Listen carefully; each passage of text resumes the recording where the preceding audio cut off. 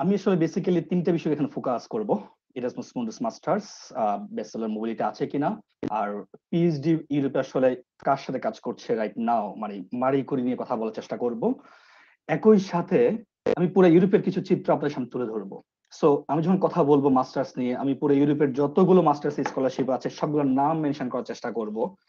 আপনাদের অনেকগুলো কোশ্চেন আমি পেয়েছি, এই কোশ্চেন গুলো আশা করছি কাভার হবে, যেটা গতকালকেই আপনাদের অর্গানাইজার আমাদের কাছে পাঠিয়েছেন।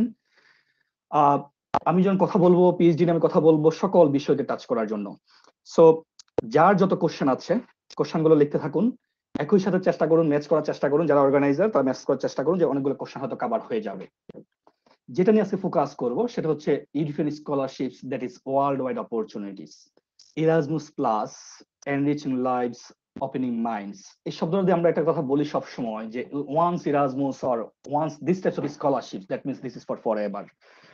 আমরা এমন একটি সময়, আপনাদের ইভেন্টটি হচ্ছে যে সময় সারা পৃথিবী গ্লোবাল প্যান্ডেমিকে আছে, সারা পৃথিবীর মোর দেন 2/3 অলরেডি লকডাউনে আছে। যদি বাংলাদেশের পার্সপেক্টিভ নিয়ে কথা বলি, 4.5 কোটি শিক্ষার্থী ঘরে বসে গেছে। বিশ্ববিদ্যালয়গুলো এখন অনলাইনে ক্লাস নেওয়ার চেষ্টা করছে, যদিও সেই ইন্টারাকশন বা সবকিছুকে কভার করা একটু সময় সাপেক্ষ। সো এমন একটা পরিবেশে আমরা আছি, সায়েন্স যেটা বলে সেটা হচ্ছে যে একজন শিক্ষার্থী বা একজন মানুষ হিসেবে প্রতিনিয়ত 3টা বিষয় আমাদের মাঝে কাজ করে: ফিয়ার, স্ট্রেস এন্ড ডিপ্রেশন।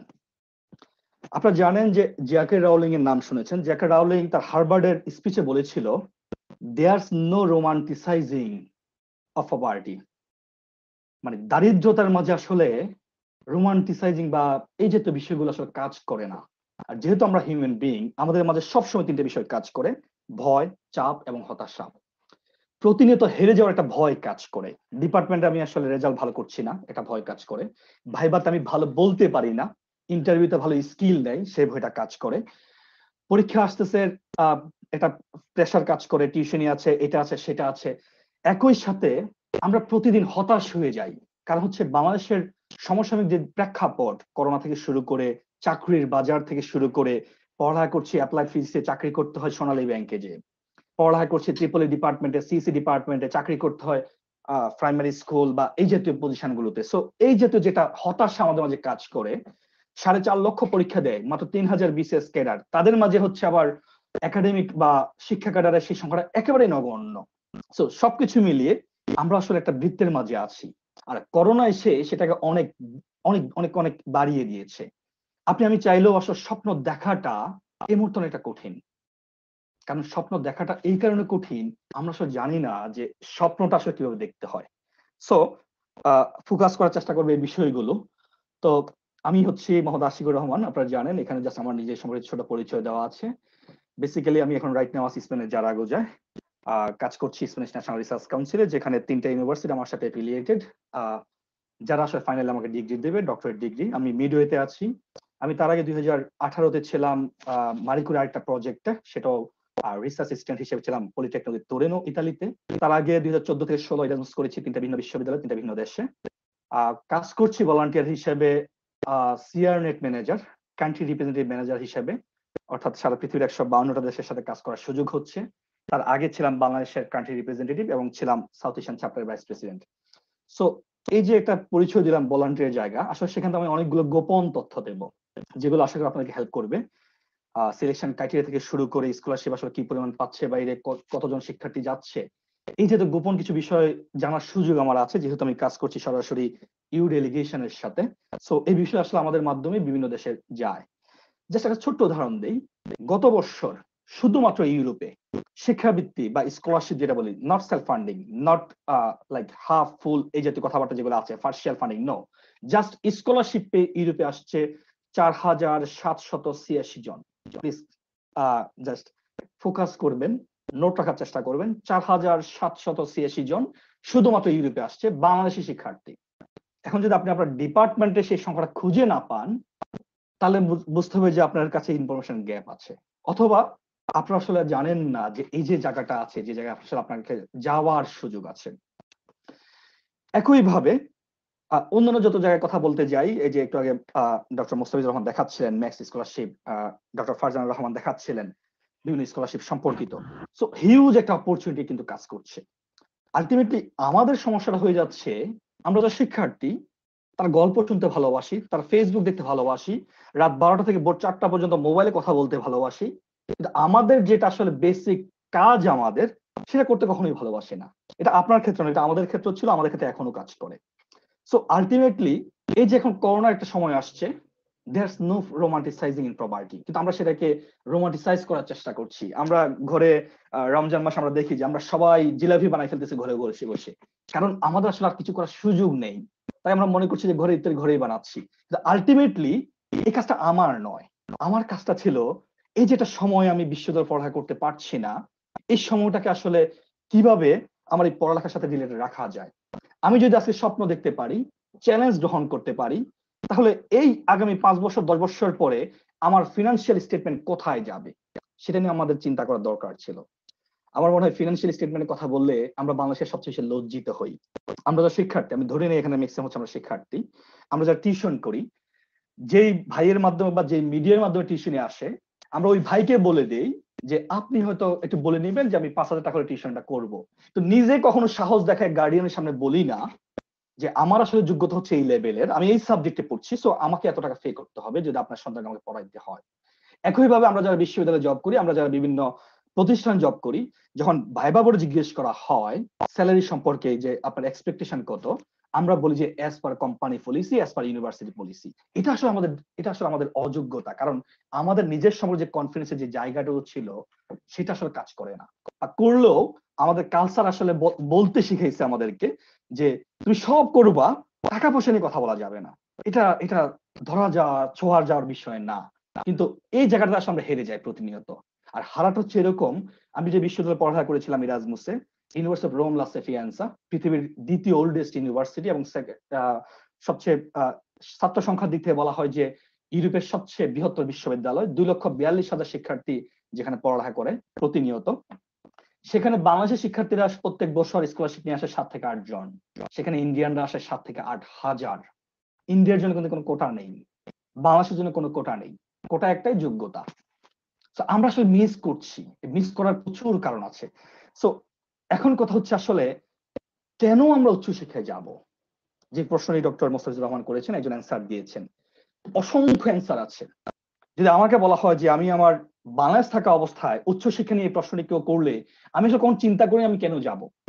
আসলে আলটিমেট আমাদের সবার একটা চিন্তা থাকে যে একটা সুন্দর লাইফ লিড করব, আমরা আইফেল টাওয়ারের সামনে যেটা ছবি দিয়ে সব ফেসবুকে আপ করব যে আমি আইফেল টাওয়ারের সামনে আছি, আমরা কলোসিয়ামে যাব, কিছু সুন্দর সুন্দর ছবি উঠাবো, আর সবাই বাংলাদেশে দেখবে ছেলে তো ঘুরছে। এটা আসলে এটা একটা চাহিদা আমাদের, অবশ্যই এটা কাউন্টেবল চাহিদা। একই সাথে আমাদের আরো অনেক ধরনের চাহিদা থাকে। আমাদের অনেকের টার্গেট হচ্ছে আমরা দেশের বাইরে গেলে একটা সুন্দর লাইফ লিড করা যায়, একটা ভালো হ্যান্ডসাম স্যালারি বা অনারেরিয়াম পাওয়া যায়, একটা সুন্দর জীবন আছে যেটা সিকিউর, কোনো টেনশন করতে হয় না। এই যে ম্যাডাম বলছিলেন যে 7 বার আইফোন হারিয়ে যাওয়ার পর আবার ফেরত আসছে, এটা আসলে বাংলাদেশের প্রেক্ষাপটে হয়তো বা সম্ভব না, কিন্তু বাইরের দেশের প্রেক্ষাপটে অনেক অংশেই সম্ভব। তো এই যে তো অনেকগুলো বিষয় কাজ করে, সোশ্যাল সিকিউরিটি, পার্সোনাল সিকিউরিটি, অনেক বিষয় আছে। বাট এই জায়গাটাতে এসে আমি 3টা বিষয়কে ফোকাস করি সব সময়। প্রথম বিষয় হচ্ছে আত্মসমৃদ্ধি। একটু অন্যভাবে বললে আপনার সেলফ কনফিডেন্সটা উচ্চশিক্ষা এখন যে পজিশন আছেন তাতে 1000 গুণ বৃদ্ধি করে দেবে। কিরকম? এই যে প্রতিনিয়ত উচ্চশিক্ষা আসার কারণে নানা ধরনের অভিজ্ঞতা, নানা ধরনের বুদ্ধিমত্তা, নানা ধরনের মননশীলতার দিকে আপনাকে পরিচালিত করে ইউনিভার্সিটি গুলো, সেটা আপনাকে আসলে তৈরি করে। কিরকম? ছোট্ট একটা উদাহরণ দিই, শিক্ষক যারা আছে আমাকে ক্ষমা করবেন। বাংলাদেশের বিশ্ববিদ্যালয়গুলোতে আমরা অনেক কিছু শেখাই ছাত্রদেরকে, তো হাতে কলমে কিভাবে বসে বসে রিসার্চ পেপার লিখতে হয়, কিভাবে রেফারেন্সিং গুলো হাতে কলমে শিখাইতে হয়, বিশ্ববিদ্যালয়ের কোর্সগুলোতে সেটা কিন্তু খুব একটা ইনক্লুড করা থাকে না। হয়তো আমাদের সুপারভাইজার আমরা যাদেরকে সিলেক্ট করি তারা আমাদের হাতে কলমে শিখান, তো বাংলাদেশের বিশ্ববিদ্যালয়গুলোর সিলেবাসে কোথাও নেই যে 12 credits just for higher study, sorry just for research and publication. আমরা মনে করি যে এটা আসলে মাস্টার্স এর পরের বিষয়, ব্যাচেলরের পরের বিষয়। এই যে পাঠ্যগুলো বাড়ির সাথে আছে, যেমন বাইরে যারা উচ্চশিক্ষায় আসে তাদের জন্য seminar, summer school, symposium, conference, project, internship, অসংখ্য কিছু এখানে ম্যাচ করে দেওয়া। সো আপনি না চাইলেও বা আপনি হয়তো এনজয় করছেন, আপনি ফেরিসে যাচ্ছেন, প্রোগ্রাম করছেন, ক্লাস করছেন, সেমিনার করছেন, আইফেল টাওয়ার যাচ্ছেন, সব হচ্ছে একসাথে। আপনি কিন্তু বুঝতে পারছেন না যে আপনাকে আসলে আলটিমেটলি আপনার সেলফ কনফিডেন্সের মাত্রাটা অনেক বাড়িয়ে দেওয়া হচ্ছে। ছোট্ট একটা পার্সোনাল উদাহরণ দেই। আমি যখন প্রথম বিমানে উঠি, তার কি হয়ে পর্তুগাল যাওয়ার কথা ইরাজমাস স্কলারশিপ নিয়ে। বিমানে বসে প্রথম প্ল্যান করলাম যে ইংলিশে আসলে বিমানবালাকে কিভাবে বলবো, কারণ আমরা সরকারি বিশ্ববিদ্যালয়ের শিক্ষার্থী। সরকারি বিশ্ববিদ্যালয়ের মিডিয়াম অফ ইনস্ট্রাকশন ইংলিশে হলেও ক্লাসের মিডিয়ামটা আসলে বাংলায় হয় ম্যাক্সিমাম ক্ষেত্রেই। সো খুব সুন্দর করে বলার চেষ্টা করলাম, please give me glass of water. কিন্তু আমি যখন এখন বিমানে উঠি, আমি একই কথা একটু ভিন্নভাবে বলি, would you please give me glass of water. এই যে পরিবর্তনটা, আমি জানি না আসলে কিভাবে হলো, তা আলটিমেটলি হয়ে যাচ্ছে। সো এই জাতীয় ভাবে আপনার আসলে সেলফ কনফিডেন্সের মাত্রা বাড়িয়ে দেয়। একসময় কথা বললে ইংলিশে বলতাম, আমাদের অনেকেই যারা বাইরে আসে ইংলিশে কথা বলি, আমাদের অ্যাকসেন্ট আর বাইরে অ্যাকসেন্ট ম্যাচ করে না, কেউ কারো ইংলিশ বোঝে না, কিন্তু সবাই ইংলিশে কথা বলি আমরা। তো প্রথম 6 মাস সবাই মোটামুটি একটু মন খারাপ, একটু লজ্জা, আইএলটিএস ব্যান্ড 7.5 8, কিন্তু ইংলিশের কথা আমার কথা কেউ বোঝে না। কিছুটা বললেই শুধু একটা অ্যান্সার আসে, সরি সরি সরি, কি জানি বলছেন। সো এই জাতীয় বিষয়গুলো আসলে আস্তে আস্তে হারিয়ে যায়। এবং আমরা মানুষগুলো এখন ছাত্রদের সামনে ক্লাস নেই, এই করছি সেই করছি। সো আলটিমেট বিষয় হচ্ছে যে আমাদের আত্মসমৃদ্ধিটা নিজের জানার বাইরে থেকে তৈরি হয়ে যায়। সেকেন্ড বিষয় হচ্ছে we need to be international citizen for Bangladesh, for raising Bangladesh to the world. বাংলাদেশকে আসলে কারা চালায়, এই প্রশ্ন আমি কিছুদিন আগে একটা আমাদের মন্ত্রী মহোদয় করছিলাম, প্রতিমন্ত্রী মহোদয়কে। তো একটা কথা আমি একটা অ্যান্সার এভাবে পেয়েছি যে আসলে দেখতে মনে হবে যে বাংলাদেশে আসলে আপনারা চালাচ্ছেন, যারা বাংলাদেশে আছে। আলটিমেটলি এই ট্যালেন্ট গুলা বাংলাদেশের না, এই ট্যালেন্ট গুলো সামহাও বাইরে এসে গেদার করে, অথবা জাস্ট ফর এক্সাম্পল আমাদের যদি আপনি মিলিটারির কাছে যান, দেখবেন যে আমাদের যারা বিভিন্ন বড় বড় পজিশন হোল্ড করছে, ম্যাক্সিমাম বাইরে মিশনের এক্সপিরিয়েন্স আছে। যত ধরনের মাল্টি ন্যাশনাল কোম্পানি আছে বাংলাদেশে, কখনো না কখনো কোন না কোনো ট্যুরে তারা বাইরে পাঠায়, কিচ্ছু না হলেও দার্জিলিং পাঠায়, ইন্ডিয়াতে পাঠায়। কেন? এই যে নতুন একটা কালচার, নতুন একটা জায়গা আপনাকে নতুন করে নতুন একটা দৃষ্টিভঙ্গি দেবে। উচ্চশিক্ষা আসলে আপনাকে ওয়ার্ল্ড সিরিজ হতে তৈরি করবে, যেটা আপনি অনেক কিছু শিখতে পারবেন। থার্ড যে বিষয়, পেশাগত দক্ষতা বৃদ্ধি। এটা হতে পারে হায়ার স্টাডিজ, হতে পারে রিসার্চ, হতে পারে আপনি যাই করুন না কেন। একটা বিষয় মাথায় রাখতে হবে, আমি আসলে উচ্চশিক্ষার ক্যাম্পাসের মানে অ্যাম্বাসেডর নই। আমি আসলে ইউরোপকে ফোকাস করার জন্য আপনাদের সামনে কথা বলছি না। আমি চাচ্ছি আমার এই কথাতে কিছু বিষয় শিখে বাংলাদেশ যেন বেনিফিটেড হয়। আমরা পিছিয়ে পড়ে যে মানুষগুলো আছি, আমরা পিছিয়ে পড়ে যে শিক্ষার্থীগুলো আছি, আমাদের যে গ্যাপটুকু আছে, ইনফরমেশন গ্যাপ, সেটা যেন আমরা যেন গুগলের সিইও হয়ে বাংলাদেশের শিক্ষার্থীদের আরো বেশি করে সুযোগ দিতে পারি। আমরা যেন এই জাতীয় বড় বড় পজিশন গুলো হোল্ড করতে পারি। আজকে বলা হয় বাংলাদেশি বংশোদ্ভূত, তিনি আমেরিকায় করেছেন। তার মানে হচ্ছে আমরা এরকম আমরা দেখেছি কিছুদিন আগে ফাহিম সালেহ সম্পর্কে বাংলাদেশের মিডিয়া অনেক কথাবার্তা বলছে, বাংলাদেশি বাংলাদেশি বাংলাদেশি। ফাইনালি আমরা দেখলাম যে তার জন্ম হয়েছে সৌদি আরবে, সে মারা গেছে ইউএসএ তে, কিন্তু আমরা বাংলাদেশে ফাওয়ার ফিল করার চেষ্টা করছি যে সামহাউ তার বাবা তো বাংলাদেশের। আমি ব্যক্তিগত মাঝে মাঝে ডিফারেন্স ভোগ করি এই কারণে। আমরা যদি আজকে চ্যালেঞ্জ দেই, আপনারা যারা শিক্ষার্থী শুনছেন, আজকে যদি আপনাদেরকে আমি একটু বড় চ্যালেঞ্জ করাবো, কারণ আপনাদেরকে আসলে সুন্দর কথায় চিড়ে ভেজে না, আপনাদেরকে আমি হাতে কলমে টাকা পয়সা হিসাব দেখাবো, তারপরে আমি না চাইলেও আপনারা দৌড়াবেন বেশি আমার থেকে, এটা স্বাভাবিক। সো চ্যালেঞ্জটা করাবো এরকম যে এই যে একটা অবস্থা আছে 5 বছর 10 বছর পরে, এই ডিপার্টমেন্ট, এই প্রোগ্রাম, এই জাতীয় প্রোগ্রামগুলো যখন অ্যানালাইসিস করবে যে আমাদের অ্যালামনিরা কোথায় আছে, যারা গত 10 বছর আগে এই জাতীয় ইভেন্টে অংশগ্রহণ করেছে, বা যারা আমার কথা শুনছেন, আমাদের কথা শুনছেন 2 ঘন্টা ধরে, আপনি আসলে আলটিমেট কি বেনিফিট এখান থেকে নিতে পারলেন। চ্যালেঞ্জটা হবে আজ থেকে 10 বছর 5 বছর পরবর্তীতে আপনি আসলে এই জায়গায় যেতে পারলেন কিনা, নাকি শুধুই বক্তব্য শুনছেন। সো আপনাদের প্রতি অনুরোধ থাকবে, যারা কথা শুনছেন কাগজ কলম হাতে রাখবেন, তাহলে কিছু নোট রাখতে পারলে আসলে আলটিমেটলি আপনি লাভবান হবেন। সো যে বিষয়টা বলছিলাম যে আসলে ইউরোপিয়ান কমিশন কিভাবে বলে উচ্চশিক্ষা সম্পর্কে, তারা বলছে যে এগুলো তাদের যে ইউনিভার্সিটি গুলো তারা যেখানে দেওয়া আছে, সেই ইউনিভার্সিটি গুলো টপ একাডেমিক এক্সপার্টাইজ আছে, স্পেশালাইজেশন অপশন আছে, ইউনিক মোবিলিটি আছে, অনেক কথাবার্তা। এগুলো আসলে শুনে লাভ নেই। বাস্তব হচ্ছে যে আমাদেরকে ভালো থাকতে হবে, ভালো করতে হবে, ভালো খেতে হবে, আলটিমেটলি কয়েকদিন পরে বিয়ে করতে হতে পারে অনেককে। সো টাকা পয়সা দরকার, অনেকগুলো বিষয় জড়ায় যে আমাদের সাথে। আমরা যখন উচ্চশিক্ষা শেষ পর্যায়ে যাই, ফ্যামিলি একটা বিশাল প্রেশার আমাদের উপর কাজ করে, কিছু একটা করো, কিছু একটা করো, এরকম কিছু বিষয় আছে। আমি ধরে নিচ্ছি আমরা অন এভারেজ আমরা হচ্ছে সবাই মধ্যবিত্ত পরিবারের সন্তান। সো এই যে একটা সমস্যাগুলো আমরা ফিল করি, এখান থেকে উত্তরণের জন্য আসলে জাস্ট ফর এক্সাম্পল আমি উদাহরণ দেবো শুধু ইরাজমুস নিয়ে, যেহেতু আমি ইরাজমুসের দায়িত্বপ্রাপ্ত, বাট আমি একই সাথে কভার করার চেষ্টা করবো অন্যান্য স্কলারশিপ গুলো নিয়ে। জাস্ট ফর এক্সাম্পল ইরাজমুস একটা ওভারভিউ এখানে দেওয়া আছে। মোর দেন 300 ইউনিভার্সিটি আছে ইউরোপের যারা এই স্কলারশিপটার সাথে কাজ করে। 285টার মতো প্রোগ্রাম আছে, but right now 123 just working for masters. 120টার উপরে সাবজেক্ট আছে শুধু মাস্টার্স নিয়ে। সমস্যা হচ্ছে আপনি যখন বাংলাদেশে কেমিস্ট্রিতে পড়ে শুধু কেমিস্ট্রি সাবজেক্ট খুঁজবেন, কেমিস্ট্রি সাবজেক্ট আমি ইউরোপের মানে ইরাসমাসে কোনো সাবজেক্ট নেই। সো আপনাকে আসলে টেকনিক্যালি হতে হবে, যেটা আমি পরে দেখাবো। একই সাথে কি পরিমাণ পিএইচডি আছে, কি পরিমাণ মাস্টার স্টুডেন্টস প্রত্যেক বছর আসতেছে, এটা একটা বর্ণনা দেওয়া আছে। এই নাম্বারটা হিউজ। এই নাম্বারটা আসলে জেনে হতাশা বাড়বে যে আমাদের সংখ্যাটা কত, আসলে হতাশা বাড়বে। ছোট্ট একটা উদাহরণ দেই। ইরাসমুসে এবছর 2356 জন স্কলারশিপ পেয়েছে, শুধু একটা স্কলারশিপ ইরাসমুস। বাংলাদেশ 160টি পেয়েছে, 160টি স্কলারশিপ বাংলাদেশ পেয়েছে। কথা হচ্ছে বাংলাদেশ কি কোটা আছে কিনা? হ্যাঁ, কোটা আছে। যদি কোটাটাও হিসাব করতে যাই, বাংলাদেশের যেহেতু 110টা সাবজেক্ট, 120টা সাবজেক্ট, 119টা সাবজেক্ট চালু ছিল, মিনিমাম 3টা করে স্কলারশিপ পাওয়ার যোগ্যতা রাখতো বাংলাদেশ। তো আলটিমেটলি আমরা 357টা স্কলারশিপ পাওয়ার কথা ছিল, আমরা পেয়েছি, মানে আমরা যদি সবাই যোগ্য হতাম তাহলে 357টা স্কলারশিপ আমরা রিসিভ করার কথা ছিল, আমরা পেয়েছি সব মিলিয়ে 160টি স্কলারশিপ। তো একটা বিশাল গ্যাপ কিন্তু রয়ে গেছে, যেটা অন্যরা নিচ্ছে আমাদের থেকে, যেটা অন্যরা ভালো করছে। তার মানে হচ্ছে অপরচুনিটি আছে, আপনি আমি ইনফরমেশন জানি না বলে এই সুযোগগুলো আমরা কাজে লাগাতে পারছি না। ইরাসমাসের ক্ষেত্রে আসেন, ইরাসমাস হচ্ছে এমন একটি প্রোগ্রাম, যে প্রোগ্রাম যদি জাস্ট ফর এক্সাম্পল মাস্টার্স এর কথা বলি, 2 বছর, 4টা ভিন্ন সেমিস্টার, 2টা ভিন্ন দেশ থেকে শুরু করে 4টা ভিন্ন দেশে পড়াশোনা করার সুযোগ পাবেন। আবার বলছি, 2 বছর, 4টা সেমিস্টার, 6 মাস করে, মিনিমাম 2টা বিশ্ববিদ্যালয় 2টা দেশের, অথবা ম্যাক্সিমাম 4টা বিশ্ববিদ্যালয় আপনি পড়ালেখার সুযোগ পাবেন এই সময়টুকুতে। সো 4টা ডিফারেন্ট কালচারে যাওয়ার সুযোগ আপনার জন্য আছে, যদি এটা ডিফারেন্ট করে প্রোগ্রামটা প্রোগ্রাম, বাট ন্যূনতম 2টা ভিন্ন দেশে পড়ালেখার সুযোগ আছে। এই যে প্রোগ্রামগুলোতে নরমালি যা হয় সেটা হচ্ছে যে এরা মাস্টার্স এর ক্ষেত্রে ফ্রেশ গ্রাজুয়েট থেকে শুরু করে, যাদের সেকেন্ড থার্ড মাস্টার্স করা আছে, বাংলাদেশে যারা এমপিল করা আছে, ইভেন বাংলাদেশে যারা বিশ্ববিদ্যালয়, মানে আমার এখানে স্টুডেন্ট আছে আমার 2 জন, যারা হচ্ছে যে বিশ্ববিদ্যালয়ের অ্যাসিস্ট্যান্ট প্রফেসর, বাংলাদেশের 2টা বিশ্ববিদ্যালয়, স্বনামধন্য বিশ্ববিদ্যালয়ের অ্যাসিস্ট্যান্ট প্রফেসর। সো আপনি যাই হন না কেন, ইরাসমাস অ্যাপ্লিকেশন করার সুযোগ আছে মাস্টার্স এর জন্য। কথা হচ্ছে আমার স্টাডি গ্যাপ আছে, আমার রেজাল্ট খুব একটা ভালো না, আমার সিজিপিএ লেস দেন 3, আমার আরো হাজার হাজার সমস্যা। সিম্পল একটা উদাহরণ দেই, এবছর বাংলাদেশ থেকে 2 জন শিক্ষার্থী, জাতীয় বিশ্ববিদ্যালয় 2 জন শিক্ষার্থী ইরাসমাস পেয়েছে।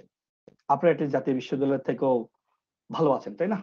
আরো যদি একটু অন্যভাবে বলতে যাই, এবছর একজন শিক্ষার্থী জাতীয় বিশ্ববিদ্যালয়ের ইরাসমাস পেয়েছে 2.72 দিয়ে, আউট অফ 4 2.72। আমি আশা করছি, আমার মনে হয় এখানে আসলে এমন কেউ নাই যার রেজাল্ট 2.72 নিচে। সো যারা সেট বক্সের কোশ্চেন গুলো লিখছেন, আমাদের রেজাল্ট কত হতে হবে, কি হতে হবে না হতে হবে, আমার ওটা ভুলে যান। সেকেন্ড যে বিষয়, ইরাসমাস আসলে বা এই যে স্কলারশিপ, ইউরোপের স্কলারশিপ গুলোতে কি ইয়ার গ্যাপ যেটা বলে বাংলাদেশে, অর্থাৎ আমি পড়ালেখা করেছি ব্যাচেলর, তারপর আমি 5-7 বছর ধরে জব করছি, কিছু একটা করছি, সো এই যে স্টাডি গ্যাপ গুলোকে কাউন্ট করে কিনা। সো এবছর স্কলারশিপ পেয়েছে ইতালির এক শিক্ষার্থী, যার বয়স হচ্ছে 62 বছর। সো আপনার বয়স যদি 62 না হয়ে থাকে, তাহলে আপনি এখন ইরাসমাস পাবেন, অথবা ইউরোপের যে কোনো স্কলারশিপ আপনি অ্যাভেল করতে আপনার এলিজিবল। এখন কথা হচ্ছে, এই যে স্কলারশিপ গুলোর ক্ষেত্রে আরো যত জনের কোশ্চেন আছে, জাস্ট কিপ ইন মাইন্ড, আপনাকে একটা এভারেজ হতে হবে। আপনার রেজাল্টটা কম, তাহলে অন্য কিছু বাড়াতে হবে। কি বাড়াতে হবে আমি আসতেছি, তার আগে আমি যেটা বলছিলাম, যেটা চ্যালেঞ্জ আপনাদের সাথে থ্রো করব, শুধু ইরাসমাস নিয়ে গল্প করি, সাথে অন্যান্য বিষয়গুলো দেখাবো। ইরাসমাস আসলে কি পরিমাণ টাকা পয়সা দেবে, ফিনান্সিয়াল স্টেটমেন্ট যদি আপনি ঠিক না করতে পারেন, তাহলে আসলে আলটিমেটলি আপনি প্রতিনিয়ত হতাশ হবেন। ফিনান্সিয়াল স্টেটমেন্টটা ঠিক করা উচিত। কিরকম? আপনি এখন 4টা টিউশনই করেন, আমি ধরে নিলাম যারা আমরা টিউশনই করি, 4টা টিউশনই করেন, 4টা টিউশনিতে মাস শেষে 20,000 টাকা পান, যেখানে ন্যূনতম আপনার 7 ঘন্টা সময় ব্যয় হয়। 4টা টিউশন করলে সময়টা ব্যয় হওয়ার কথাই নর্মালি।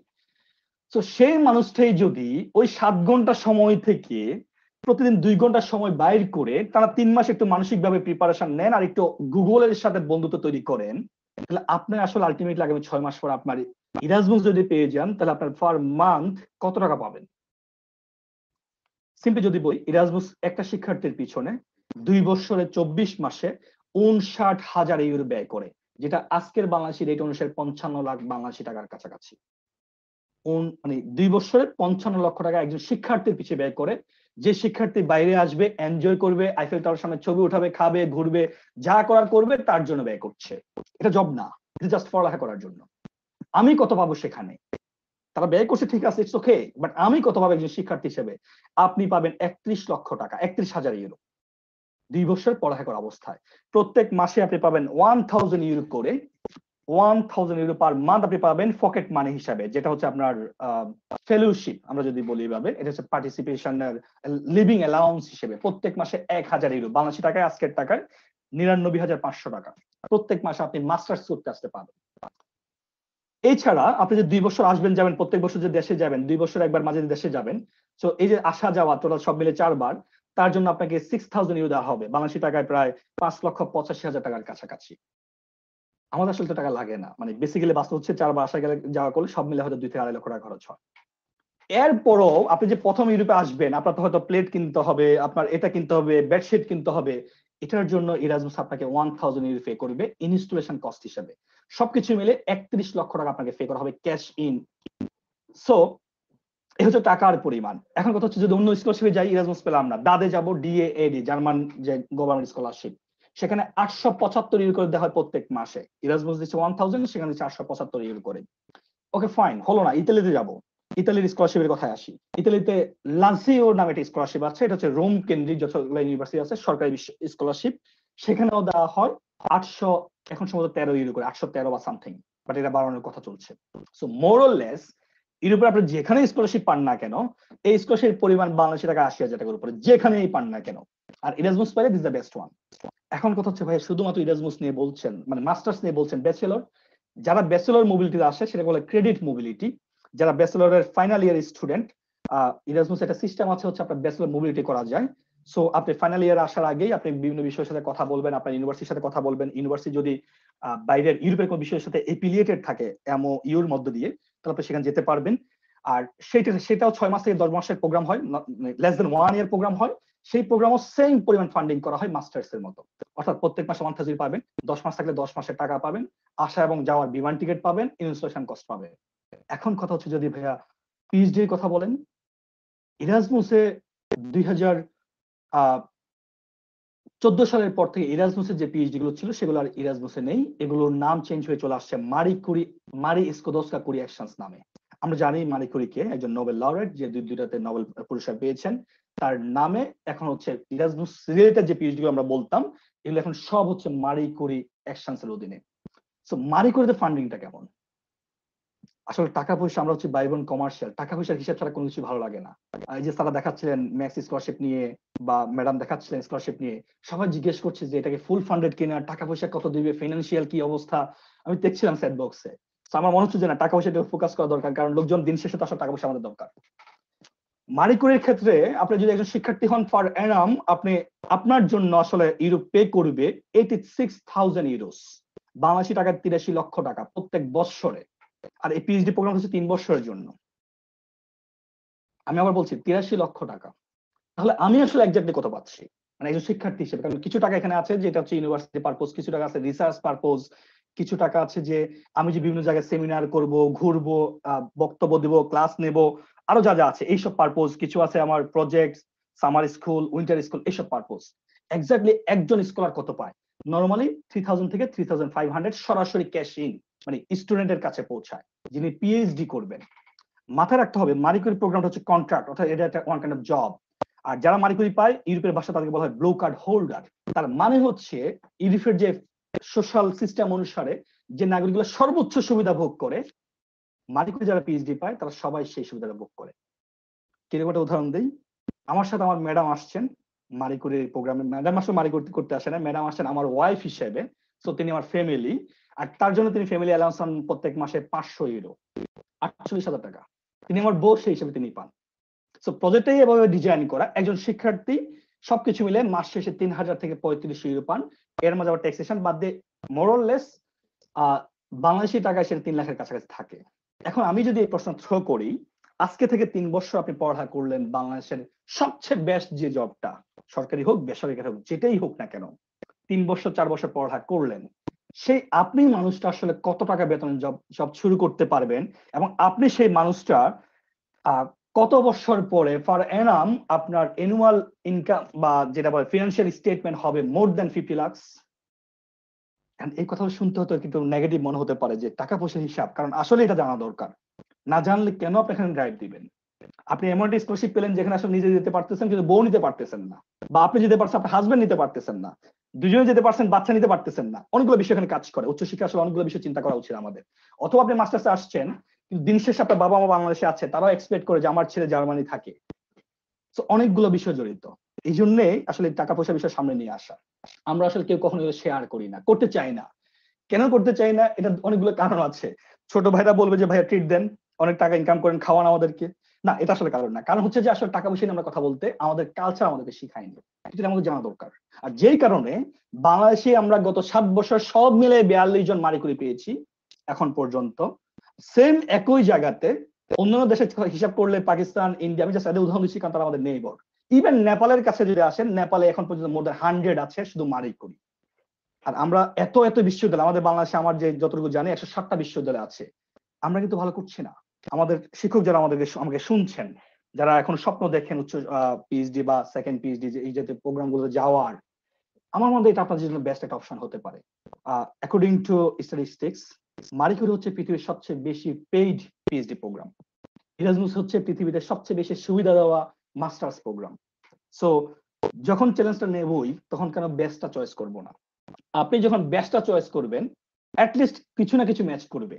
আর আপনি যখন সিদ্ধান্তই নেবেন যে আমরা একটু নর্মালে যাব, কোথাও কোনো রকম হলেই হলো, সেলফ ফান্ডিং হলেই হলো, জার্মানি হলেই হলো, তখন আসলে আলটিমেট কোনটাই কাজ করে না। আর এই স্কলারশিপের একটা বৈশিষ্ট্য আমি এখানে আপনাদের সাথে শেয়ার করতে চাই। এই স্কলারশিপ অ্যাপ্লিকেশন করার জন্য নট এ সিঙ্গেল ফেনি আপনাকে খরচ করতে হবে, শুধু ইন্টারনেট কানেকশন দরকার, মেগাবাইট দরকার অ্যাপ্লিকেশন সাবমিট করতে। এই যে এই স্কলারশিপ পাওয়ার পরে যদি আপনি এমবাসিতে ফেস করে ভিসা ফি দেওয়া লাগে, সেই ভিসা ফি আপনাকে রিটার্ন দেওয়া হবে। এই স্কলারশিপ, মূল কথা হচ্ছে যে স্কলারশিপ পাওয়ার সাথে আপনার 1 পয়সা খরচের সুযোগ নেই। শুধুমাত্র ইন্টারনেট বিল লাগবে, যে আপনি অ্যাপ্লিকেশন সাবমিট করছেন, মেল লিখছেন, তার জন্য যে মেগাবাইট খরচ হবে সেটাই খরচ হবে। আর কোনো ধরনের ফিনান্সিয়াল কোনো বিষয় এখানে জড়িত না। আপনি যদি যোগ্য হন, আপনাকে নিয়ে আসার জন্য যা যা দরকার সব করবে। শুধু সেটা করবে না, সাথে আপনাকে একটা রিসেপশন পার্টি করবে, ইউ ডেলিগেশন, যেখানে সকল ইউরোপের এম্বাসেডর থাকেন, নরমালি 16-17 জন এম্বাসেডর থাকেন, তারা আপনাকে সংবর্ধনা দেবে সেখানে। সো জাস্ট যেটা বুঝাতে চাচ্ছি, যেটা একটা ব্র্যান্ড, এই ব্র্যান্ডে আমাদের আসলে এসিভ করার জায়গা অনেক বড়। যদি কিছুই না চিন্তা করি, তাহলে 360 জন প্রত্যেক বছর মাস্টার্স করতে আসতে পারে, কিন্তু সেখানে আমরা মাত্র 107 জন। সো আজকে আমাদের এই যারা শুনছেন, এখন 232 জন পার্টিসিপেন্ট আছেন, আমার মনে হয় এই চ্যালেঞ্জটুকু নিতে পারেন যারা ফাইনাল শেষ করছেন এই মানুষগুলো, যে আগামী সেশনে আপনি একটা ড্রাইভ দিয়ে দেখেন না। মাথায় রাখতে হবে, আমি সবসময় যে কথাটা বলি, এবং এটা আমার কাছে মনে হয় যে your limitation, it's only your imagination. আপনি স্বপ্ন দেখতে পারছেন না আসলে। কারণ যে মানুষটা স্বপ্ন দেখতে পারে, সে মানুষের সারাদিন ফেসবুকে বসে থাকতে পারে না। যে মানুষটা স্বপ্ন দেখতে পারে, সে মানুষের গুম হওয়ার কথা না আসলে। আমার খুব ভালো লাগছে যে প্রোগ্রামগুলো আপনারা শুনছেন, আপনারা স্যাররা অনেক কষ্ট করছে আপনাদেরকে নিয়ে। ডক্টর মোস্তাফিজুর রহমান আমাকে অনেকবার নক দিয়েছে প্রোগ্রামটাতে কথা বলার জন্য, এর আগে অনেকবার নক দেওয়া হয়েছে। সো আলটিমেটলি স্যাররা চায় যে তাদের ছাত্ররা অনেক বড় বড় জায়গাগুলো অ্যাচিভ করুক, কারণ স্যার নিজে এই জায়গাটা দেখে গেছেন। এখন আপনাদেরকে সিদ্ধান্ত নিতে হবে যে আপনারা আসলে কতটা যোগ্য বা কতটা তৈরি। যোগ্যতা যাওয়ার আগে জাস্ট একটা বিষয় দেখাতে চাই, একটা ইন্টারন্যাশনাল লাইফ দেখাতে চাই, একটা পরিসংখ্যান, এটা জাস্ট একটা পরিসংখ্যান, আমাদের এমাতে একটা পরিসংখ্যান। সেটা হচ্ছে যে যে মানুষগুলো উচ্চশিক্ষা যায় না, কারণ বাংলাদেশে তো উচ্চশিক্ষা নেওয়া সম্ভব, ঢাকা বিশ্ববিদ্যালয়ে পিএইচডি করা সম্ভব, বোর্ডে পিএইচডি করা সম্ভব। আমি জানি না আসলে কোন কোন বিশ্ববিদ্যালয়ে পিএইচডি দিচ্ছে বাংলাদেশে। সো আলটিমেটলি আমি যদি বাংলাদেশে না যে আমি এখানে বিউপিতে আছি, আমরা অন্য একটা ইউনিভার্সিটিতে মাস্টার্স করবো, এই করবো, ইটস ওকে, নো প্রবলেম। কিন্তু বিষয় হচ্ছে পরিসংখ্যান দেখাচ্ছে অনলি 40% যারা লাইক অনলি 23% যারা অন্য কোথাও মুভ করে না, অন্য কোনো দেশে যায় না। এই মানুষগুলো কোনো পারপাসে আফটার গ্রাজুয়েশন ভিন্ন কোন দেশে যাওয়ার স্বপ্ন দেখতে পারে, সাহস করতে পারে। আর ইরাজমুসের ক্ষেত্রে সেটা 40% যে তারা আসলে ব্যাক করতে চায় না। আর যদি বাংলাদেশের কথায় আসেন, আমার কাছে একটা পরিসংখ্যান আছে ইতালিয়ান গভর্নমেন্টের, 63% ইউরোপ আসার পর ব্যাক করে নাই। ইতালিয়ান সরকার আর কি, ইতালি যে স্টুডেন্টরা আসে। সো আমি বলছি না যে ব্যাক করে, আমি বলছি যে মানুষগুলো আসলে যোগ্য হচ্ছে। আর এই মানুষগুলো যোগ্য না হলে আমরা প্রিন্সটন ইউনিভার্সিটিতে ডক্টর জাহিদ হাসানকে পাইতাম না, আমরা এই মানুষগুলো যোগ্য না হলে আমরা ডক্টর রাগিব হাসানকে পেতাম না, ডক্টর এমরানুল হককে পেতাম না। ডক্টর এমরানুল হক হচ্ছেন ম্যানচেস্টার ইউনিভার্সিটি পিএইচডি স্কুলের ডিরেক্টর, বাংলাদেশি, আমাদের বুয়েটের শিক্ষার্থী। সোয়ানসা বিশ্ববিদ্যালয়ে আছেন ডক্টর মোকাররম হুসাইন, আমাদের বুয়েটের শিক্ষার্থী। সো এই মানুষ আসলে তৈরি হচ্ছে, যখন দরকার হবে যে যা যা অবস্থান থেকে বাংলাদেশ আসলে এগিয়ে নেবে। সো মাথায় রাখতে হবে যে মানুষগুলো উচ্চশিক্ষায় যায় না, ভিন্ন কোনো লোকেশন যায় না, ডিসলোকেশন হয় না বা লোকেশন চেঞ্জ করে না। তাদের মাঝে মাত্র 73%, মাত্র বলা ঠিক না, 73% চিন্তা করতে পারে ভিন্ন কোনো জায়গায় ফিউচারে মুভ করার জন্য। আর ইরাজমুসের ক্ষেত্রে বা এই যে যারা উচ্চশিক্ষায় থাকে, যারা আসে, তাদের মাঝে 93% যে কোনো পরিবেশের সাথে কোপ আপ করার চিন্তা করতে পারে। একজন শিক্ষার্থী মাস্টার শেষ করার আগেই তার ভালো ভালো পজিশনে, আমাদের ইরাজমাসের আমি অনেককেই চিনি যারা হচ্ছে জাতিসংঘে সুইজারল্যান্ডে আছে, যারা ইন্টার্ন করছে। এটা কিন্তু বাংলাদেশের আপনি যেখানে আছেন সেখান থেকে স্বপ্ন বা সাহস করার কথা না। যাদের অনেকেই আছে ইন্ডিভিদে কাজ করছে, অনেকেই আছে ভালো ভালো পজিশনে কাজ করছে। একইভাবে যদি আসেন যারা ভিন্ন জায়গায় যায় না, তাদের মাঝে মাত্র 13% চিন্তা করতে পারে যে ডিফারেন্ট ন্যাশনালিটিতে লাইফ পার্টনার চুজ করার ক্ষেত্রে। আমাদের বহু ইরাজমাস আছে যারা বাইরে আসছে, আসার পরে আপুর সাথে এখানে দেখা হয়েছে, দুজনে দেশে যে বিয়ে করছে, আর আমরা বাংলাদেশে যে বিয়ে দাওয়াত খাই। সো এটা একটা বিষয় যে ফ্যামিলি মাথায় রাখতে হবে, ফ্যামিলি আমাদের একটা মোস্ট ইম্পর্টেন্ট পার্টস। এবং আর একটা মজার বিষয় বলি, সেটা হচ্ছে যে 27% made their life partner during their stay abroad. So যারা এখনো বিয়ে নিয়ে স্বপ্ন দেখি, টেনশন করার কিছু নেই, ইরাজমাস বা এই যে স্কলারশিপ গুলো আপনাদেরকে রাস্তা খুলে দিতে পারে। এটা ফান করলাম। এবার আসুন বাংলাদেশ নিয়ে। বাংলাদেশে আসলে কি অবস্থা, ইরাজমাসের পরিসংখ্যানটা। এখানে আমি 2009 সাল থেকে একটা পরিসংখ্যান আপনাদেরকে দিয়েছি যে আমরা আসলে প্রত্যেক বছর কি পরিমাণ শিক্ষাবৃত্তি পাচ্ছি। ইরাজমাসকে দেখাচ্ছি, একই সাথে দাঁতকে দেখাতে গেলে ভালো হতো, বাট প্রেজেন্টেশন অনেক বড় হয়ে যাবে। আমি চেষ্টা করব 10-15 মিনিটের মধ্যে শেষ করার জন্য, কারণ আপনাদের সাথে তারপরে কথা হবে। সো এই বছর আমরা 107 জন পেয়েছি। আমাদের অ্যালামনিরা কোথায় আছে? আমাদের অ্যালামনি, এই যে আপনাদের সাথে যারা কথা বললেন তারা আমাদের অ্যালামনি। ডক্টর মুস্তাফিজুর রহমান আমাদের অ্যালামনি। এই যে তো বাংলাদেশের প্রত্যেকটা বিশ্ববিদ্যালয়ে, মানে আমার যে মানে আমার যে নিজের একটা সরাসরি কি বলা যায় এক্সপেরিয়েন্স, আমি গত 2 বছরে বাংলাদেশের বিভিন্ন বিশ্ববিদ্যালয়ে 51টা প্রোগ্রাম করেছি। প্রত্যেকটা বিভিন্ন বিশ্ববিদ্যালয়, এক বিষয়ে ডাবল করার সুযোগ চিন্তা করি না নরমালি। কিছু কিছু বিশ্ববিদ্যালয় আছে যেখানে প্রত্যেক বছর করতে হয়, এছাড়া অন্যান্য বিশ্ববিদ্যালয় একটা দুটো করে করছি আমরা। সো প্রত্যেকটা বিশ্ববিদ্যালয় আসলে আমাদের অ্যালামনিরাই আমাদেরকে ওখানে নিয়ে যায়। সো বিভিন্ন বিশ্ববিদ্যালয় আপনি প্রফেসর থেকে শুরু করে, মানে নরমালি অ্যাসিস্ট্যান্ট প্রফেসর থেকে শুরু করে প্রফেসর বা রিটায়ার্ড করেছেন, এরকম অনেকেই আছে আমাদের ইরাজমাস অ্যালামনি। অনেকেই আছে রিসার্চ পজিশনে কাজ করছেন বাংলাদেশের আইসিডি ডিবিআরবি থেকে শুরু করে। আপনারা যাদেরকে টেলিভিশন দেখেন করোনা নিয়ে, যারা আপনাদের সামনে বক্তব্য দেয় কতজন কি হলো না হলো, আমাদের অনেক অ্যালামনি আছে সেখানে। গভর্নমেন্ট সার্ভিস আছে অনেকেই, কারণ অনেক বিসিএস ক্যাডার ইরাজমাসে আসছে। সো যারা আমরা বিসিএস নিয়ে স্বপ্ন দেখি তাদেরও হতাশ হওয়ার সুযোগ নেই, কারণ ইরাজমাসে তাদের জন্য অপশন আছে, দাদে আছে, সব জায়গায় আছে, পলিসি মেকার হিসেবে আছে, বিভিন্ন এমবাসিতে আমাদের অ্যালামনিরা কাজ করে, স্পেশালি ইউ ডেলিগেশন আমাদের অ্যালামনি আছে, ইউএন প্রোগ্রাম গুলোতে কাজ করছে। মূল কথা হচ্ছে যে ইরাজমাসে যারা আসছে বা এই জাতীয় উচ্চশিক্ষায় যারা আসছে, তারা আসলে দেশে ব্যাক করে খুব একটা সময় বসে থাকতে হয় না যারা ব্যাক করে। আর ম্যাক্সিমাম গুলো এখানে আসার পরে আসলে আলটিমেটলি, কারণ মাস্টার্স তো আসলে আলটিমেট উচ্চশিক্ষা না, মাস্টার্সের পরে পিএইচডি আছে, মাঝে রিসার্চ অ্যাসিস্ট্যান্টশিপ আছে, পিএইচডি পরে পোস্টডক আছে, তারপরে যে কোথাও না কোথাও জয়েন করে নলেজ গ্যাদার করে। So ultimately it's a process. হয়তো ব্যাচেলর অথবা মাস্টার্স জাস্ট এটা হচ্ছে স্টার্টআপ, জাস্ট শুরুটা এখান থেকে হয়। ইরাজমাস আসলে সবাইকে অ্যাপ্লাই করতে পারে কিনা? সবাই পারে। ইরাজমাস গ্রুপে একটা কমন কোশ্চেন, এখন আমি দেখলাম কোন একজন বলছিলেন যে বিজনেস রিলেটেড লোকজনের জন্য অপশন আছে কিনা। বিজনেস লোকজনকে আমি সবসময় একটু হতাশ তাদের প্রতি, আমি এই কারণে যে এই লোকগুলো আসলে নিজ দায়িত্বে খোঁজে না। নিজেরা বিজনেসম্যান হবেন কিন্তু খুঁজবেন না যে আসলে আছে কিনা। ইরাজমাসের 13টা সাবজেক্ট আছে, শুধু বিজনেসের শিক্ষার্থী অ্যাপ্লাই করতে পারে। আর এখানে সকল, মানে প্রোগ্রামটা এমন ভাবে সাজানো হয়েছে, আপনি অ্যারাবিকে পড়েন বাংলাদেশে, সে মানুষটা এখানে এসে থিওলজিতে পড়তে পারবেন। ইরাজমাসে অ্যারাবিক নামে কোন সাবজেক্টের নাম হচ্ছে থিওলজি আর রিলিজিয়াস থিওলজি, এরকম কিছু একটা। সো মূল কথা হচ্ছে আপনি যেই ব্যাকগ্রাউন্ডে হন না কেন, এখানে এসে সেটা খুঁজে পাবেন। খুঁজতে হবে আপনাকে, কারণ এই সাবজেক্টগুলোর নাম সরাসরি বাংলাদেশের নাম অনুসারে নয়। আপনার ডিপার্টমেন্টের নাম সম্ভবত ডিজাস্টার ম্যানেজমেন্ট বা ডিজাস্টার হিউম্যান সিকিউরিটি ম্যানেজমেন্ট, আপনি এই নামে কোন সাবজেক্ট এখানে খুঁজে পাবেন না। তো এই ডিজাস্টারের সাথে রিলেটেড অসংখ্য প্রোগ্রাম আছে এখানে, অসংখ্য প্রোগ্রাম। অ্যাটলিস্ট 3টা প্রোগ্রাম পাবেন যেখানে আপনি অ্যাপ্লাই করতে পারবেন। আর ইরাজমাস একটা বড় সুবিধা হচ্ছে যে একজন শিক্ষার্থী প্রত্যেক বছর 3টা প্রোগ্রামে অ্যাপ্লাই করতে পারে সিস্টেম অনুসারে, লিগ্যালি। আর ইলিগালি কথা না যাই, এগুলো আসলে রেকর্ড হচ্ছে। সো অনেকভাবে চিন্তা করা যায়, জাস্ট চিন্তা করতে হবে আপনাকে, অ্যাপ্লিকেশন করার দায়িত্ব আপনার, খুঁজতে হবে আপনাকে। ইনফরমেশন দেওয়ার জন্য আপনাদের অ্যালামনিরা, আমাদের অ্যালামনিরা আছে, আপনাদের টিচাররা আছে, অসংখ্য গ্রুপ এখানে কাজ করছে। আপনি যেই কোন স্কলারশিপের স্বপ্ন দেখেন না কেন, সকল স্কলারশিপের বাংলাদেশে বিভিন্ন রিনাউন্ড গ্রুপ আছে, দৌড়াতে হবে আপনাকে। কোথায় থেকে খুঁজে বাইর করতে পারবো এই জিনিসগুলো? এখানে একটা ক্যাটালগ দেওয়া আছে, কিছু যদি মনে না থাকে শুধুমাত্র মাথায় রাখবেন ইরাজমাস ক্যাটালগ, কোর্স ক্যাটালগ। গুগলে সার্চ করবেন, এই লিংকটা চলে আসবে, ওই লিংকের ভিতর ঢুকলে আপনি সব পেয়ে যাবেন। এখন পর্যন্ত যেগুলো দেওয়া আছে এগুলো হচ্ছে এই বছর যেগুলো অলরেডি অ্যাপ্লাই হয়ে গেছে। ইরাজমাস কখন অ্যাপ্লাই করতে হয়? এটা হচ্ছে টাইম পিরিয়ড। নরমালি সেপ্টেম্বর থেকে শুরু হয়, বাট আসলে সেপ্টেম্বর হয় না, নরমালি অক্টোবর মাঝামাঝি থেকে যে শুরু হয়। অক্টোবর মাঝামাঝি থেকে ডিসেম্বর জানুয়ারি পর্যন্ত ডেডলাইন থাকে। কিছু কিছু প্রোগ্রাম ফেব্রুয়ারি পর্যন্ত চলে। প্রত্যেকটা প্রোগ্রামে স্বতন্ত্র। সো প্রত্যেকটা প্রোগ্রামের ডেডলাইন ডিফারেন্ট। প্রত্যেকটা প্রোগ্রামেই একসাথে মার্চ মাসের ভিতরেই প্রাইমারি সিলেকশন রেজাল্ট অ্যানাউন্স করে যে আপনি ওয়েটিং লিস্টে আছেন বা আপনি প্রাইমারি সিলেকশনে আছেন। মে মাসে যে তারা ফাইনালি অ্যাকসেপ্টেন্স জানায় যে হ্যাঁ আমরা ফান্ডিং পেয়ে গেলাম তোমার নামে, সো তুমি বিষয়ের জন্য দৌড়াতে পারো। আর এতে 3 মাস পরে সেপ্টেম্বরে নরমালি শুরু হয়, যদিও এই বছর করোনার কারণে অসংখ্য প্রোগ্রাম অনলাইন চলে যাবে।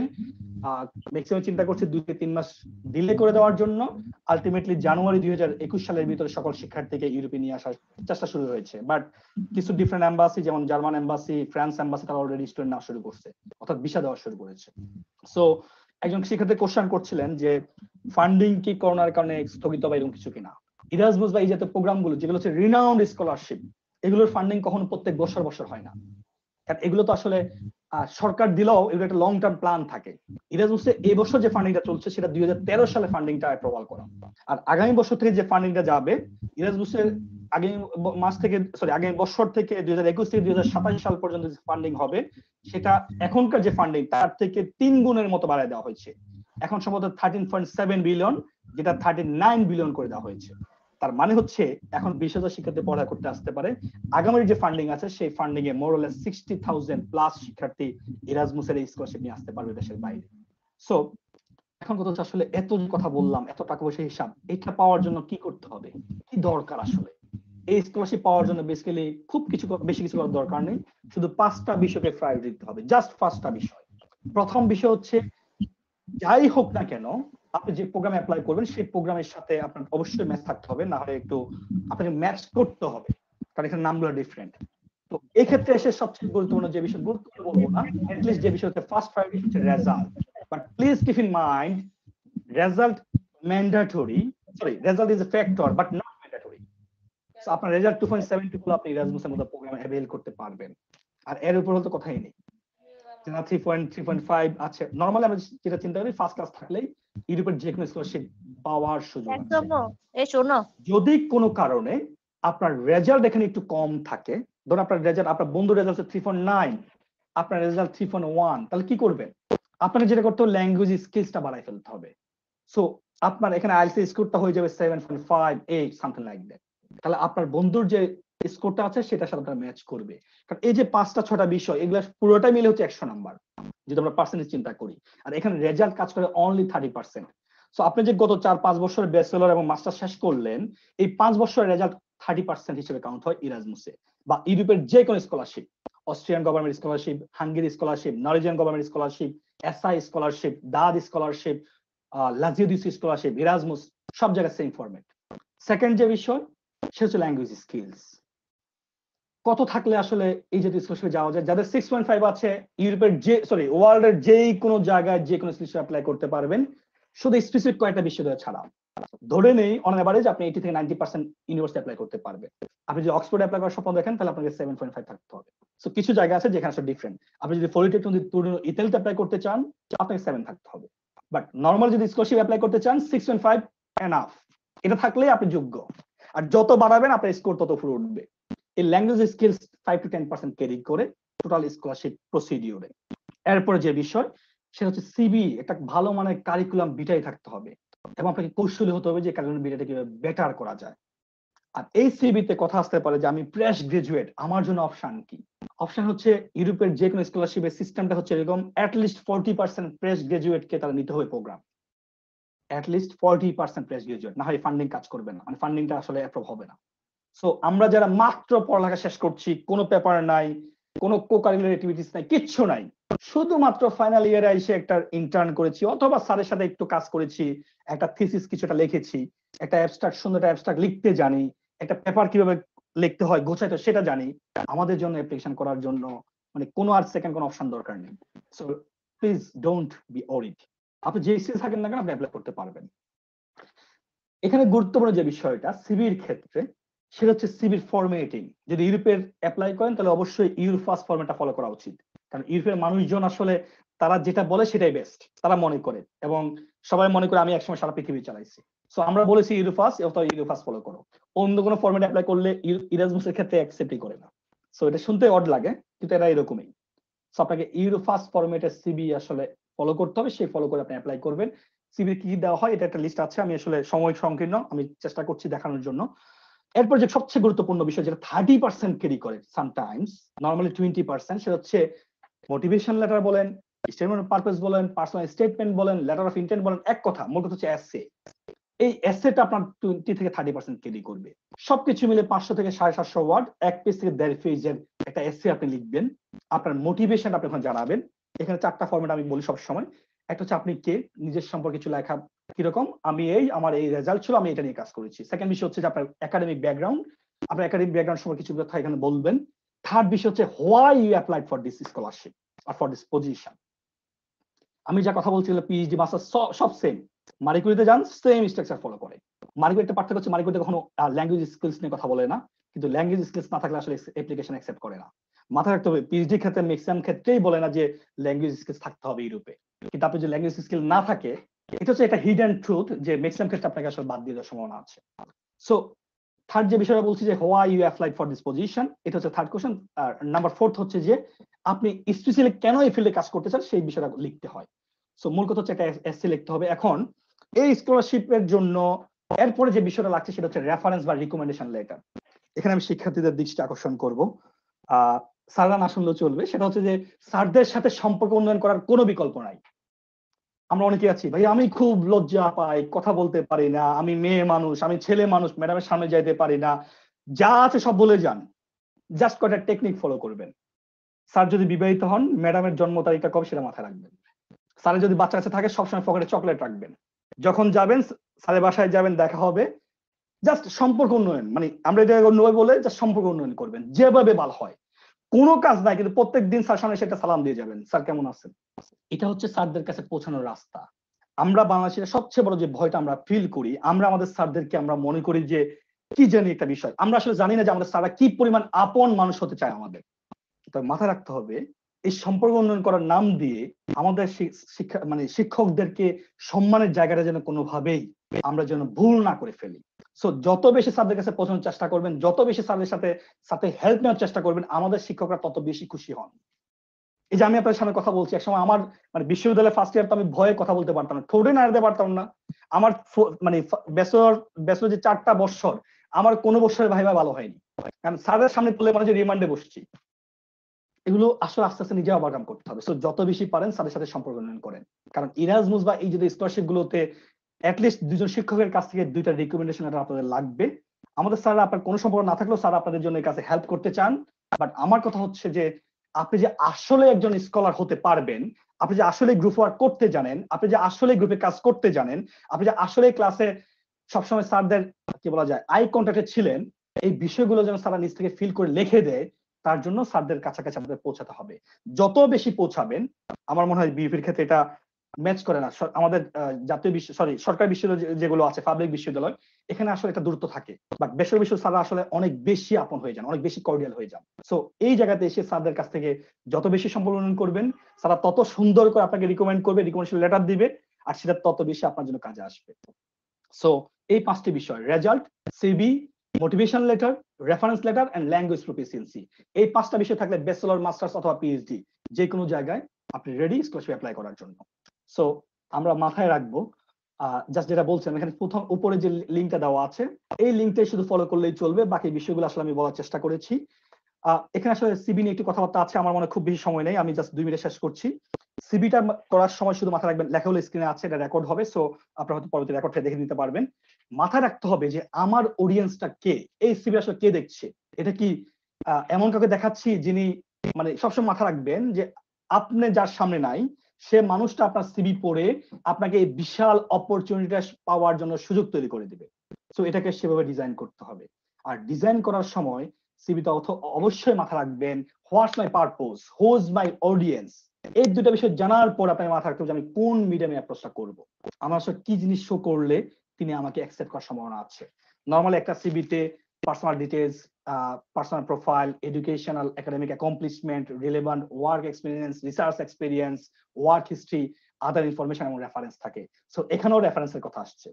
আলটিমেটলি স্যারদের সাথে যত বেশি সম্পর্ক উন্নয়ন করবেন, যত বেশি স্যারদের কাছে যাবেন, যত বেশি বিশ্ববিদ্যালয়ে পড়ালেখা করার চেষ্টা করবেন, তত বেশি আসলে স্যারদের কাছে যেতে পারবেন। যত বেশি ক্লাসে নিয়মিত প্রেজেন্ট থাকবেন, সবসময় স্যারদের সামনে থাকবেন, তত বেশি ভালো করবেন। এবং উচ্চশিক্ষা যাওয়ার জন্য এটা হচ্ছে সবচেয়ে বড় গাইডলাইন। আমাদের স্যাররাই আপনাকে হেল্প করতে পারে উচ্চশিক্ষা পাওয়ার ক্ষেত্রে বিভিন্নভাবে। সিভিতে যে বিষয় থাকবে, একটা কমন মিস্টেক কেউ করবেন না আল্লাহর হস্তে, যেটা খুবই কি বলা যায় ডিসগাস্টিং টাইপ একটা মিস্টেক। আমরা যারা ইমেল বানাই, আমরা ইমেলে লিখি এরকম কিউট প্রিন্সেস, স্পাইডারম্যান, পিকে, 007, ভাই এগুলো আসলে আপনার ব্যক্তিত্বের সাথে যায় না। আপনি একজন স্কলার হবেন, আপনি অ্যাপ্লাই করছেন উচ্চশিক্ষার জন্য, কিন্তু আপনার আইডি হচ্ছে PK007 এই টাইপের, এটা আসলে কেউ যেন ম্যাচ করে না। সো এই জাতীয় ভুলগুলো, ছোট ছোট যে মিস্টেক গুলো ছিল করা যাবে না। অবশ্যই সিভিতে টেস্ট স্কোর গুলো দেখাবেন, এডুকেশন কিভাবে শুরু করতে হয় এটা লেখা আছে। নর্মালি যেটা করি আমরা রিসেন্ট থেকে শুরু করি, চেষ্টা করবেন যত বেশি নলেজ দেওয়া যায়, যত বেশি তথ্য দেওয়া যায় বুলেট পয়েন্ট আকারে। পাবলিকেশনের ক্ষেত্রে আমরা জানি যে পাবলিকেশন গুলো কিভাবে লিখতে হয়, যারা জানি না আমরা স্যারদের সাথে কথা বলবো, স্যার আমাদেরকে শিখাবেন কিভাবে রেফারেন্স লিখতে হয়। রিসার্চ এক্সপিরিয়েন্স, ওয়ার্ক এক্সপিরিয়েন্স, যত ধরনের এক্সপিরিয়েন্স সব শো করবেন। কোশ্চেন আসতে পারে যে ভাইয়া আমার তো কোনো এক্সপিরিয়েন্স নাই, শুধুমাত্র কোচিং সেন্টার ক্লাস নেই। আমরা বাংলাদেশে জানি না আসলে কিভাবে রিপ্রেজেন্ট করতে হয় যে আমি যা কাজ করছি। আপনি কোচিং এর ক্লাস করছেন, কোচিং ক্লাস নিচ্ছেন, এই কোচিং এর ক্লাস আসলে কি নিচ্ছেন আসলে, ওটা পজিশনটা কি ওখানে? বাংলাদেশের কোচিং সেন্টার গুলো কখনোই বলে না যে আমাদের পজিশন কি, কিন্তু আলটিমেট একটা পজিশন আছে যে যারা কোচিং ক্লাস নেয় সবাই হচ্ছে লেকচারার। আপনার সিভিলে সেটা লিখে দেন, part time research work experience, lecturer, ICT department, এই কোচিং সেন্টার ঢাকা, সাথে ওদের ওয়েবসাইট থাকলে ওয়েবসাইটে দিয়ে দেন। এটা হচ্ছে আসলে টেকনিক্যালি, মানে আপনার এই বয়সে আসলে আপনার অনেক এক্সপিরিয়েন্স হওয়ার কথা না, বা অনেক কিছু করার কথা না, আপনার আসলে এগুলোই করার কথা। আর যখন আপনি এটা দিবেন, যিনি সিভি চেক করেন তিনি দেখবেন যে আপনি কোনো একটা জায়গায় এজ এ লেকচারার অ্যাটলিস্ট কখনো না কখনো ক্লাস নিয়েছেন, বক্তব্য দিয়েছেন। তার মানে হচ্ছে স্টুডেন্ট এঙ্গেজমেন্ট আপনি জানেন, তার মানে হচ্ছে সোশ্যালিজমটা আপনার ভিতরে আছে, তার মানে হচ্ছে কালচার সম্পর্কে আপনি ধারণা রাখেন। সো আপনাকে পিক করলে আপনি এখানে এসে হীনমন্য হইয়া ভয় পাইয়া কার সাথে মিশতে না পারে আবার ব্যাক করবেন না, এবং আমার ফান্ডিংটা লস হবে না। সো এই বিষয়ে আসলে শো করার চেষ্টা করেন, কিছু না থাকলে চিন্তা করেন কি আসলে আপনি জানেন, বিভিন্ন ধরনের টেকনিক্যাল স্কিলস আছে, সবকিছু দেওয়ার চেষ্টা করেন যে যেটা জানেন। আমি আসলে আমার সাথে রিলেটেড বিষয় এখানে তোলার চেষ্টা করেছি, আপনারা যে যে ব্যাকগ্রাউন্ড শুনছেন সেই ব্যাকগ্রাউন্ড থেকে আসলে ম্যাচ করবেন। অর্গানাইজেশন স্কিলস যারা আপনারা কাজ করছেন, এই যে এখন যারা ইভেন্ট অর্গানাইজ করছেন, ডিজিটাল ম্যানেজমেন্ট ফোরাম, আপনি যে কাজ করছেন সেটা শো করার চেষ্টা করেন। আপনি হচ্ছেন এটার প্রেসিডেন্ট, আপনি এটার ফিনান্স ডিপার্টমেন্ট দেখেন, আপনি এটার ট্যালেন্ট ম্যানেজমেন্ট ইউনিট দেখেন, শো করার চেষ্টা করেন। এর মানে হচ্ছে আপনি এই জাতীয় জায়গাগুলোতে গেলে আপনি অনুসারে সাথে মিশতে পারবেন, চলতে পারবেন। সো আরো যা যা আছে সব দেওয়ার চেষ্টা করেন, honours, awards, teaching activity, professional association activity, আপনি যদি কোনো কিছু মেম্বার থাকেন সেই মেম্বারশিপ দিয়ে রাখেন, কমিউনিটি সার্ভিস, যা দেওয়া যায়, রেফারেন্স রিকমেন্ডেশন, এগুলো অবশ্যই দিবেন সর্বশেষ। আর মূল বিষয় হচ্ছে যে নিজের সিভিটার সাথে সর্বশেষ এসে বসবেন, বসে চিন্তা করবেন যে আপনার সিভিটা A4 ফরম্যাটে আছে কিনা, ইউনিভার্সাল ফরম্যাটে দেওয়া হয়েছে কিনা, ডাবল চেক করা, বারবার চেক করা, যত বেশি চেক করবেন তত বেশি ভুল আপনার সামনে চলে আসবে। এবং সিভিটাকে চেষ্টা করবেন সবসময় স্পেলিং যেন মিস্টেক না থাকে, সকল তথ্য থাকবে বুলেট পয়েন্টে, ছোট্ট কথায় অনেক বেশি বোঝানোর চেষ্টা করবেন। সো আরো কিছু বিষয় আছে যে এখানে ফন্ট গুলা ম্যাচ করা, ফন্ট যেন ভুল না হয়, সবসময় যেন ফন্ট গুলা মানে আই ক্যাচি হয়, যেন আপনার সিভি, আপনি একেবারে প্রেস গ্রাজুয়েট হন না কেন, তা আপনার সিভিটা দেখার পর মনে হয় একটু পড়ি সিভিতে কি লেখা আছে, একটু দেখি না, সেটা যেন মনে হয়, যেন শুরুতে যেন বিরক্তি না আসে, কেমন? তো এই হচ্ছে বিষয়। আরো অনেক কথা হবে আপনাদের, আমার অনেক সময় নিয়েছি, আমি শুধু কিছু কথা এখানে বলতে চাই যে সবসময় আমরা মাথা রাখবো, please keeping the lights on, yesterday, today and tomorrow, মাথায় রাখবো এই জাতীয় প্রোগ্রাম গুলো। এই যে স্যাররা চেষ্টা করছেন, আপনাদের চেয়ারম্যান স্যার আছেন বা যারা এখানে আছেন, যে স্যাররা আছেন, তারা কথা বলছেন, এটা আলটিমেটলি আমরা যেটা করছি সেটা আমরা আপনাকে ফোর্স করছি। আলটিমেটলি মাথায় রাখতে হবে যে there is no one who else is going to do that for you, so we are pushing you and you have to push yourself for getting this type of scholarship. At the same time, if you believe that we'll do that, like I will do that tomorrow or something, or next, something like that, please keep in mind, sometimes later becomes never. আপনি যদি সিদ্ধান্ত নেন এখনই বসে দিতে হবে। আপনি ঈদের গরু মাংস খাওয়ার পরে সে সিদ্ধান্ত নেবেন, এটা হবে না, আপনি ভুলে যাবেন। সায়েন্স বলে যে আমাদের যে মোটিভেশন এগুলো 72 ঘন্টা পর থাকে না, সে 72 ঘন্টার ভিতরে যা করা করে ফেলতে হবে, শুরু করে দিতে হবে। এরপর যে বিষয় অবশ্যই মাথায় রাখবেন যে great things never come from comfort zones. Opportunity কখনো আপনাকে বলে করে আসবে না, অপরচুনিটি তার সময় চলতে থাকবে। আপনি যদি পিক করতে পারেন, ধরতে পারেন, আপনি গেইনার, আর যদি না পারেন আপনি হতাশ। সো সিদ্ধান্ত আপনার, ফুটবলার হবেন নাকি ফুটবল হবেন। এরপর যে বিষয়ে মাথা রাখবো যে আমরা স্বপ্নটা একটু বড় করি, যত বেশি স্বপ্ন দেখতে পারি। আর সবচেয়ে বড় যে বিষয় যে the harder you work for something, the greater you will feel when you achieve it.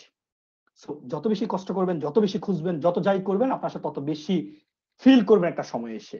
আজ থেকে 5 বছর পর যখন আপনার income statement more than 50 lakh Bangladeshi টাকা হয়ে যাবে, তখন আপনি ফিল করবেন যে এই কষ্ট আসলে সার্থক। আজকে 10 বছর পর যখন আপনার ইনকাম স্টেটমেন্ট পার অ্যানাম 1 crore বাংলাদেশি টাকা হবে, তখন আসলে বিইউপির মতো প্রতিষ্ঠানগুলো তখন বলবে যে আমাদের অ্যালামনি উচ্চশিক্ষা গ্রহণ করছে, শিক্ষার্থী হিসেবে প্রত্যেক মাসে 1 কোটি টাকা ইনকাম করে। এটা আমাদের দরকার আসলে। টাকাটা ফ্যাক্ট না, ফ্যাক্ট হচ্ছে যে আপনি যে স্টেবল হয়ে গেছেন, আপনি যে সিকিউর, আপনার লাইফে যে সিকিউর, আপনি যে গুগলে কাজ করছেন, এটা তখন আসলে আমরা রিপ্রেজেন্ট করতে পারবো। সো এই জায়গাটাতে আমরা মাথা রাখবো, please dream bigger. It's about winning. It's about overcoming obstacles. It's about becoming stronger together. It's all about life in new normal. Thank you so much. Thank you.